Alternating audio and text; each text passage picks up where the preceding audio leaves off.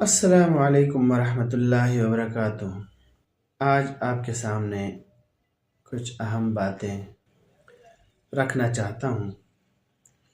ایوان پارلیمان کے سنگین اور نازک ماحول میں، جہاں الفاظ کی گونج میں کبھی کبھی حق کی صدا دب جایا کرتی ہے، کبھی نہیں بلکہ اکثر، وہاں ایک مرد مومن اٹھا، استقامت کا مینار، غیرت دینی کا امین اور ختم نبوت کے مورچے کا نگہبان۔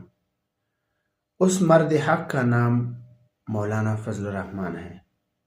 وہ لمحہ تاریخ کے دامن میں ثبت ہو چکا ہے جب 35ویں شق کی صورت میں قادیانیت کے حق میں ایک پوشیدہ نادیدہ دروازہ کھولا جا رہا تھا، مگر مولانا نے نہ صرف اس سازش کی لرزش کو محسوس کیا بلکہ عزم صدیقی اور غیرت فاروقی کے ساتھ اس پردے کو چاک کیا۔ دلیل کی تلوار اور حکمت کی روشنی سے انہوں نے اس شق کو بے نقاب کیا اور پوری جرأت کے ساتھ اسے کالعدم کروایا۔ یہ اقدام محض ایک ترمیم کی واپسی نہیں ہے، یہ وطن عزیز کی نظریاتی سرحدوں کی حفاظت ہے۔ یہ عقیدہ ختم نبوت کے عہد ازلی کی پاسبانی ہے۔